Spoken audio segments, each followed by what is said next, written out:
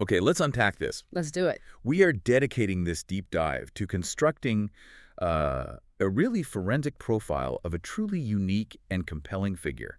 Someone right at the intersection of cybersecurity, digital rights, and, well, radical dissent. Alberto Daniel Hill. Alberto Daniel Hill, Yeah. known to most as ADH. And our mission today is, I think, pretty comprehensive. We're not just, looking at a timeline of events. We're really trying to analyze the whole man. Right. We're meticulously extracting a psychological and ethical blueprint, and we're doing it directly from the source material. We need to understand his deep technical foundation, the philosophical code that governs him. The code of curiosity and defiance. Exactly. And crucially, the intense psychological journey that transformed him. I mean, he went from a highly respected computer engineer operating within the system to a self-styled anti-establishment warrior operating completely against it. It's an incredible shift. It really is. And that core tension, that contradiction, it defines his entire public life. On one hand, you have this computer engineer or consultant with decades of top-tier professional experience, high certifications, someone dedicated to order and structure. And then on the other hand, that same individual becomes a digital rights activist who intentionally, embraces chaos. He uses this maximalist public disclosure, often in response to this profound personal trauma. It's the ultimate fusion. It's technical rigor meeting this really radical, deeply personal dissent. Yeah. And to understand ADH, you have to understand how those two sides, the engineer and the dissident, they don't just coexist. No, they amplify each other. That's the key. So let's start exactly where the story has to begin. The foundation of his credibility. The technical foundation. Exactly. I mean, you don't achieve global rock star status in the hacking community without some serious, verifiable expertise. ADH has the technical receipts to back up everything he says. Absolutely. His technical credibility is, and it's irrefutable. He graduated as a computer engineer way back in 2003. So we're talking over 2 decades. Over 2 decades focused intensely on information security. And his experience isn't just theoretical, It's deeply practical. It's comprehensive. It spans complex IT security consulting, ethical hacking, and some really deep computer forensics procedures. And it's not just the 2 decades of experience, right? It's the formal recognition of that expertise. We're talking about certifications that put him at the very, very top tier of the InfoSec world. Can we take a moment to contextualize what certifications like ISO IEC 27000 and PMP actually signify? Yeah. Because I think just listing those acronyms doesn't really do justice to the rigor involved. That's a vital point for you listening. When you see ISO IEC 27000, you are looking at someone who understands the highest international standards for managing information security risks. So not just finding a bug. No, not at all. It means he can build, maintain, and even audit an entire security system for a major corporation or a government agency. It is the gold standard for InfoSec management globally. And PMP, Project Management Professional. That one might sound kind of administrative, but in this context. In the context of cybersecurity and engineering, PMP shows that he doesn't just know how to find a vulnerability. He knows how to manage a massive, complex project. Like implementing a whole new security infrastructure. Exactly. On time and within budget. This combination, this deep security knowledge plus elite organizational skill is incredibly rare, and it really speaks to a highly structured analytical mind. Which aligns perfectly with the sources we have, the ones estimating his IQ to be somewhere between 130 and 140. It does. That's firmly in the high range for professions like analytical philosophy and complex engineering. And you see that evidence not just in his certifications, but in his impact on legal thinking. His authorship of books like Operations Bitcoins, Log into Hell, and just his general ability to synthesize these complex, novel, legal, and technical frameworks. Precisely. We are profiling someone whose mental horsepower was always directed towards structure, analysis, and deep comprehension.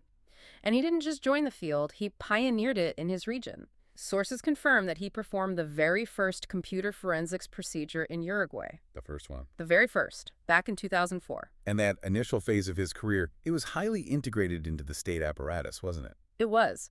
This foundational work often dealt with extremely serious issues, like child pornography cases.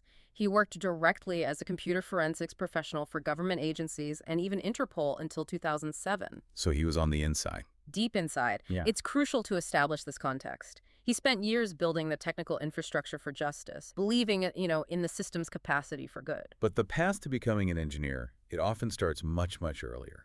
It starts with pure curiosity. Let's talk about the genesis of that hacker mindset. The profile sources trace his journey right back to childhood. He received his first computer, a Sinclair ZX Spectrum Plus. With a mere 48 kilobytes of RAM. I know, right? He got that around age 10. And he recognized immediately that his future was in computing. This wasn't some casual interest for him. It was a fundamental self-discovery. And that analytical curiosity, it pretty quickly transitioned into practical application. At age 14, he performed what he considers his first true hack. He modified a soccer game in assembler language. So at the most fundamental level. The most fundamental level. That act of altering the code, it wasn't vandalism, it was an intellectual pursuit. It was about understanding the machine's core logic and, exerting control over it. This action perfectly encapsulates his core philosophy, which he aligns directly with the famous Hacker's Manifesto. He summarizes that mandate beautifully. He says, "My crime is that of curiosity, knowing more than you." I love that. It's not about profit or malice. It's about an insatiable, endless drive to understand how systems operate, how they fail, and how they can be manipulated. And that curiosity, even when it puts him at extreme personal risk, it remains his primary motivator. Crucially, before the catastrophe that defined his later life, that curiosity manifested almost exclusively as ethical behavior.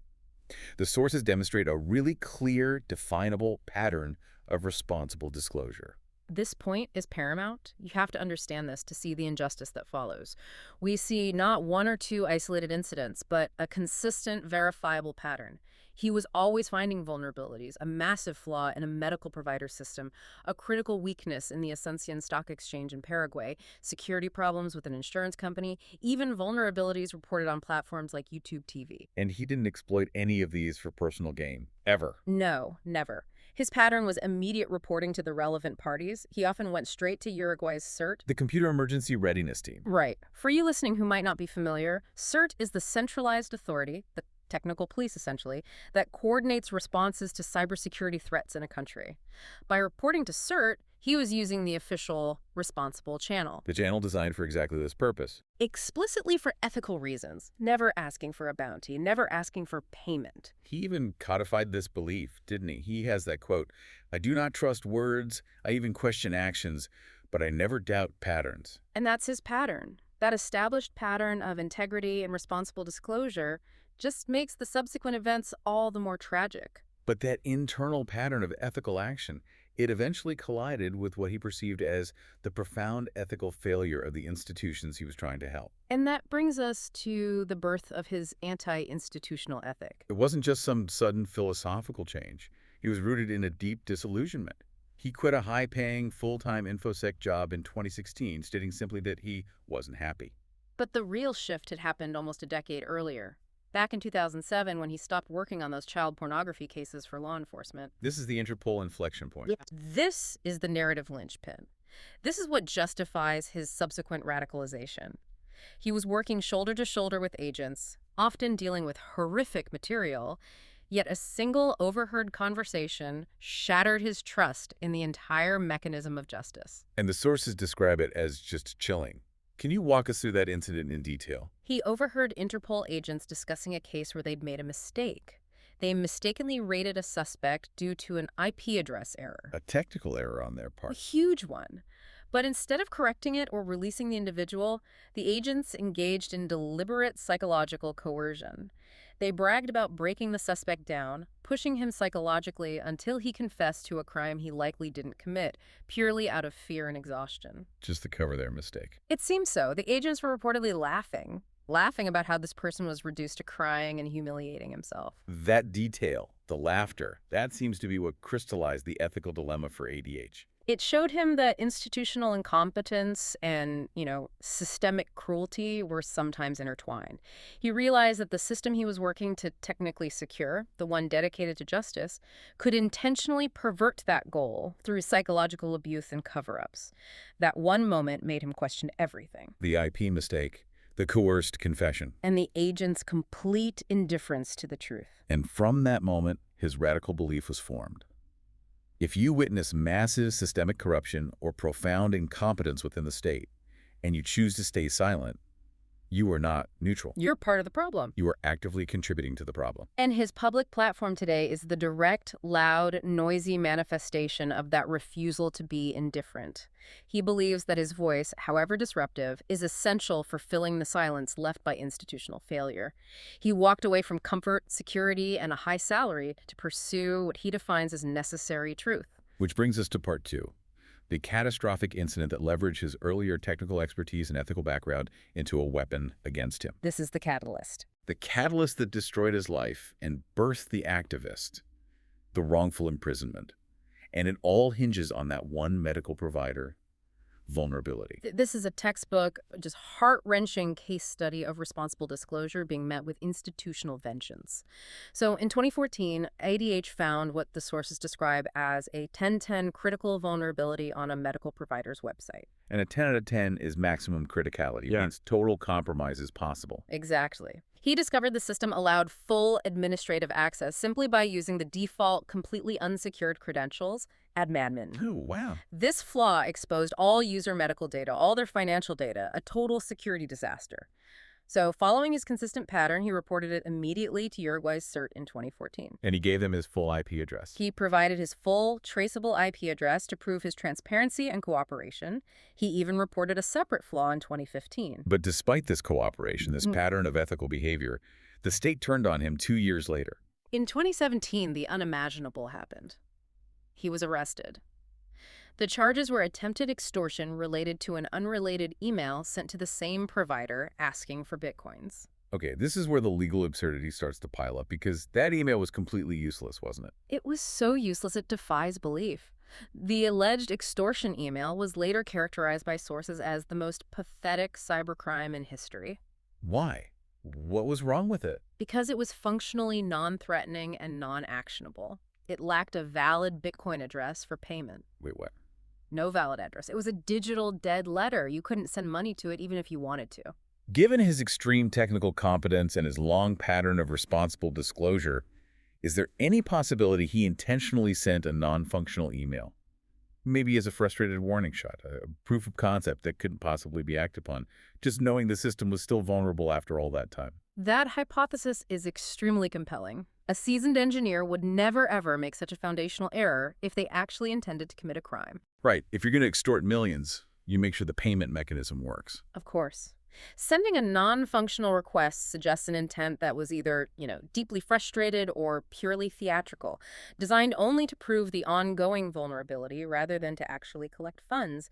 Yet the police and the prosecutors, they seized on it. And crucially, the Uruguayan legal system failed to even properly categorize his alleged actions because the laws were so antiquated. This is the legal disaster ADH is fighting to this day. He was charged with attempted extortion and fraudulent access to secret information, but because Uruguay lacked specific, modern cybercrime legislation at the time, They couldn't charge him properly. they had to charge him by analogy with traditional crimes. Can you just explain charging by analogy, simply for our listeners? Sure. Imagine you steal a bicycle.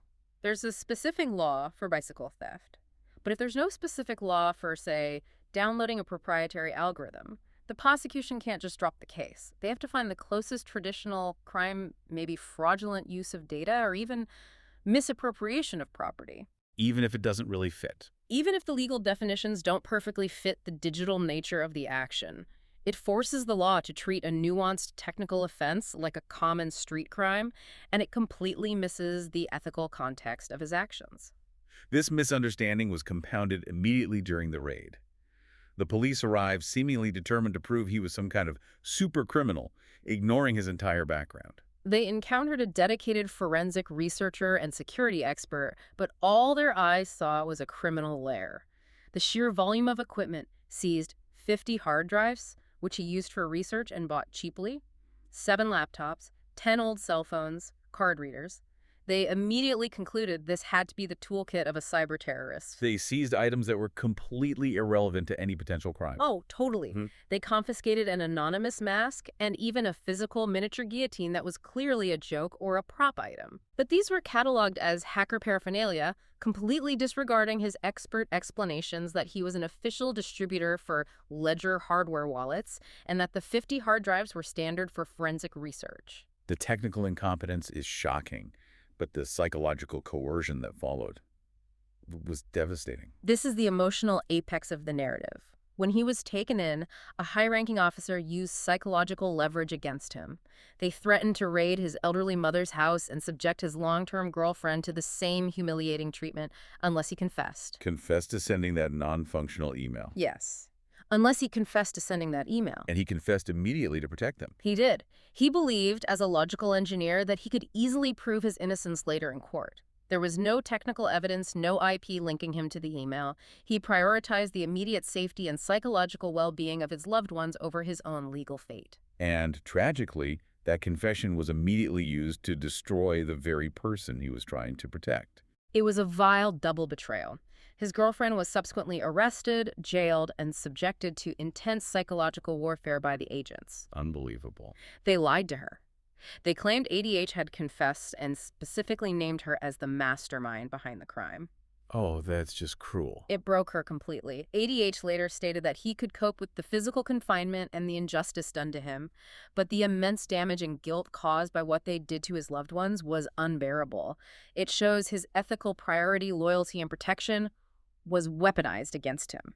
The losses were not limited to psychological trauma either. The financial ruin was total and catastrophic. It wiped out years of professional success and investment. He was financially annihilated. He lost millions of dollars in cryptocurrency assets, including some really significant holdings: 27 Bitcoin, 30 Bitcoin Cash, 1,000 Litecoin, 100 Ethereum, and 5,000 XRP. And the mechanism of that loss, it just reveals the profound technical incompetence of the authorities involved. There were two major failure points, both resulting from the police seizure. First, his assets were stored on two fronts: the Ledger Nano S hardware wallet and his exchange accounts. And the exchange accounts were secured by his phone. By his 2FA-enabled cell phone. When the phone was seized, he lost the ability to access those accounts. When he finally got the phone back 2 years later, the cryptocurrency exchange itself had vanished. It was gone. And the second point of failure involves the physical hardware wallet, the Ledger device itself. Exactly. The Ledger Nano S stored the bulk of his holdings. And because ADH was an official distributor of Ledger products in Uruguay and Paraguay, he had the inventory and, more importantly, the deep technical knowledge of the device's security protocols. This wallet was seized. Years later, it was returned. That empty. And the police claim they only seized the empty box. Which is just an obvious fabrication given the initial detailed inventory of what was found in his home. The most simple, technically likely explanation for the complete loss of the contents is that the police, attempting to brute force access, entered 3 incorrect pins while trying to open the device. Which is the Ledger's security protocol. It's the core security feature. The Ledger is designed to wipe itself completely after 3 failed attempts to prevent unauthorized access.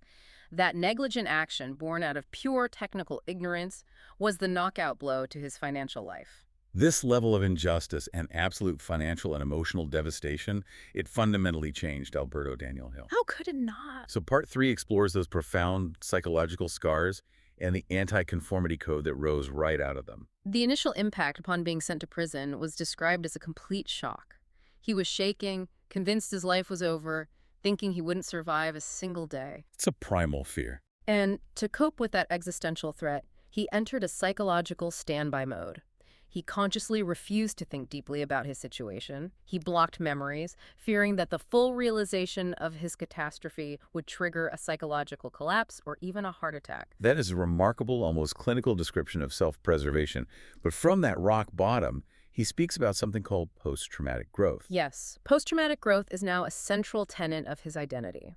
The experience, horrific though it was, forced him to realize that the human being possesses an incredible innate resilience and adaptability. Right. He learned that humans can survive, adapt, and even thrive in completely new, mysterious, and hostile contexts they never imagined they would encounter.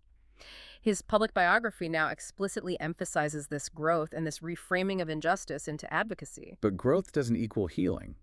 The psychological cost is ongoing. Absolutely. He admits he has been receiving professional mental health treatment since 2020. The impending judicial stages and the ongoing legal battles still cause him extreme anxiety. They radically alter his mood and his stress levels. The trauma is still very active. And perhaps the most heartbreaking result of this whole ordeal is the complete reversal of his ethical mandate.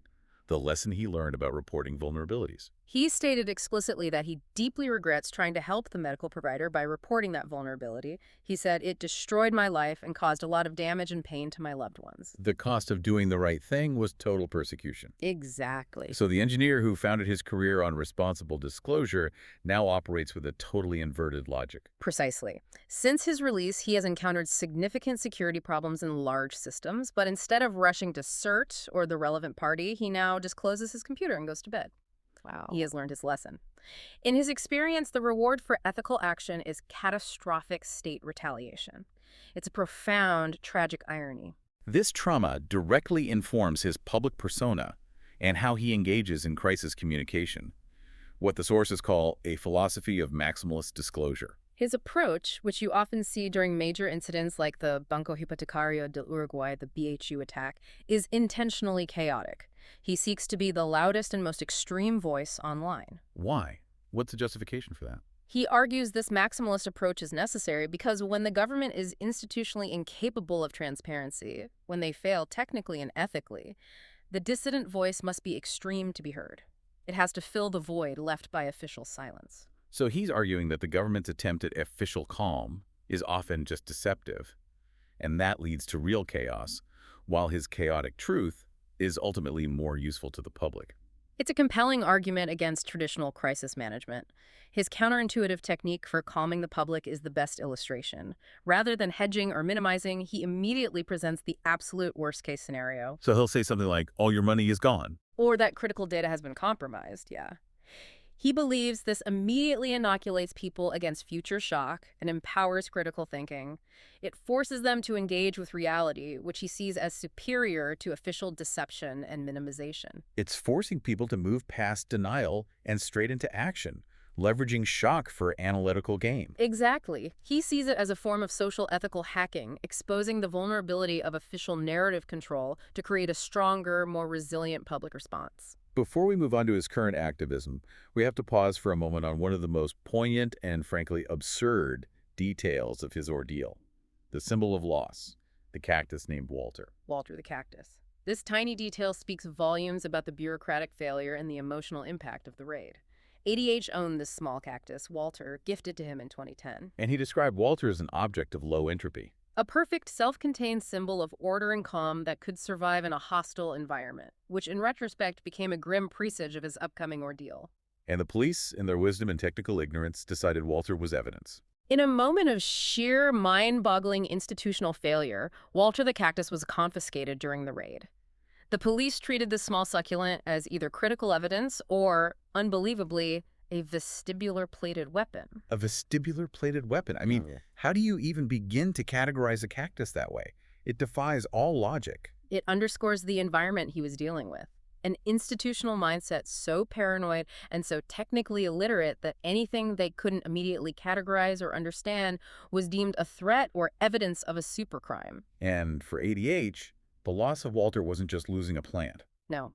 He described it as a deep emotional wound. He compared it to a Genesis block for processing his emotions. Can you elaborate on that metaphor? How does a cactus become a Genesis block? In blockchain and security terms, the Genesis block is the very first block of a chain. It's the foundational, unchangeable, immutable starting point that validates everything that follows. By framing Walter as the emotional Genesis block, ADH is saying that the absurd loss of this small, stable symbol was the necessary starting point for processing the entire chaotic chain of subsequent emotional trauma. It was the first defining act of absurdity that validated the pain of the whole experience. That traumatic foundation, the engineer who suffered institutional failure and emotional ruin, led directly to the creation of the public figure we know today. The digital architect and anti-establishment voice. He leveraged his pain to build an enormous, fiercely loyal platform. The output volume is just staggering. Alberto Daniel Hill is the core engine of the Cyber Midnight Club media ecosystem. He is an absolute force of nature on X Spaces, estimated to be among the top 30 most active X Spaces hosts worldwide. Let's truly appreciate the commitment here. Since 2021, he has hosted over 1,920 spaces, co-hosted 207, and participated in over 3,200 total spaces. That averages out to 1.3 spaces every single day. Every day. This isn't just content creation. This is a 24-hour existential platform. And he deliberately reframes these spaces as a digital salon for highly specialized discussions. He moves far beyond superficial chats into these deep dives on cybersecurity, AI ethics, neurodiversity, and Web3 developments. And this structure reinforces his brand of radical transparency. And that transparency, specifically about his personal ruin and his mental struggles, it fosters a uniquely intense level of community loyalty. The sources refer to this as a trauma-bonded community dynamic. It's a critical psychosocial insight. In a traditional community, loyalty is built on shared interests or, mutual benefit. Right. In a trauma-bonded community, loyalty is built on shared vulnerability and a shared experience of institutional betrayal. His willingness to expose his psychological struggles, his financial ruin, his wrongful incarceration, it builds a profound level of authenticity that manufactured media or traditional experts just cannot replicate. He's a martyr who lived to tell the tale. Exactly. But this community, born out of radical honesty, has also been a source of profound pain for him. It has. The intense psychological transparency is a double-edged sword. He suffered severe psychological relapses due to toxicity and felt profound betrayal when even trusted allies didn't stand up for him or actively contributed to online drama despite knowing his pre-existing mental health vulnerabilities. So the platform that saved him also continues to wound him. It's a constant battle. Nevertheless, his online power is focused on a very clear objective: a global mission for justice. His mission is tactical. He leverages his persecution by the state to gain anti-establishment credibility. He is advocating for critical legislative changes that distinguish ethical hacking and responsible disclosure from genuine cybercrime. The very distinction the Uruguayan legal system failed to make in his case. The failure that led to his ruin. That failure propelled him onto the global stage. After his story was featured on the Darknet Diaries podcast, an episode listened to well over 1 million times, he achieved rockstar status within the international hacker community. He finally gained the visibility and validation he was denied in his home country. And this global recognition is quantifiable and significant. He has become a highly sought-after international speaker, invited to major cybersecurity conferences like Germany's Chaos Communication Congress and the one in Argentina, which is considered second in importance only to DEF CON. And his talks, they focus squarely on his personal story as a cautionary tale. They do. They focus on his case and the failure of law enforcement to understand technology. The title of his presentations speaks volumes. There is no crime as great as daring to excel. Wow. He is using his platform to warn the technical community globally that doing the right thing, if it exposes incompetence, carries immense risk. And he's translating that speaking circuit credibility into direct political action at home. He is currently working actively with digital rights organizations in Uruguay to present new legislation to Parliament. His case serves as the perfect example of why current laws regarding technology crimes are inadequate. He frequently describes the current legal framework as an absolute disaster that persecutes pioneers instead of criminals. Finally, let's synthesize this complex online persona. It's the technical rigor of the engineer merged with the chaos of the dissident. He is described simultaneously as an outspoken dissident and a dedicated mentor in his spaces, but he also embraces public drama. Sometimes he even adopts these strange theories, like the bizarre notion that blocking people online is an act of love. Right. This contradiction is intentional. It keeps the audience off balance and engaged. He is rebellious, yet deeply principled, defined by post-traumatic growth and a really high integrity. And his technical expertise informs how he even processes his own emotional history. This is perhaps the most unique aspect of his entire profile. He applies the rigorous mindset of a security expert to his own trauma. He views saved communications, like years of WhatsApp messages detailing his ordeal, as an emotional block. An emotional block. And the total history, validated by his pain, becomes an emotional hash, a unique, irreversible, and verifiable digital fingerprint of his life story. That's a powerful fusion. He's taken the chaos of his emotional history and giving it the immutable, verified structure of blockchain technology. Exactly. It's an intellectual coping mechanism. By conceptualizing his trauma as data validated by cryptography, he asserts intellectual control over an experience where he had zero physical or financial control. His high IQ and background in analytical philosophy allow him to process the emotional narrative with the same rigor he would apply to auditing a major security system. It makes his identity compelling, resilient, and virtually impossible for the opposition to just dismiss. So what does this all mean? Alberto Daniel Hill represents the ultimate intersection of technical competence and personal defiance. He took his professional credibility and, after it was tempered by profound trauma and institutional failure, he transformed it into this powerful, sometimes chaotic, anti-institutional platform. His life, both online and off, is dedicated to demanding accountability when institutional structures fail. A demanding, insistent voice of truth that just refuses to be ignored. What's so fascinating here is how ADH's personal trauma, the catastrophic failure of the legal system to understand his technical expertise and his ethical intent, became the very fuel for his global public legitimacy. It's what gave him his rock star status within the international hacking community. Right. His story forces us to grapple with the value proposition of chaotic truth, delivered by a dissident with verified technical receipts, versus the official calm delivered by an institutionally incompetent state that prefers silence over accountability. So for you, the learner, consider this. If a state's institutional failure empowers a maximalist dissident voice to the point of global influence, demanding justice through exposure, does the pursuit of absolute transparency inherently require an initial defining act of defiance that risks everything? And if you face that choice, would you close the laptop or would you dare to speak?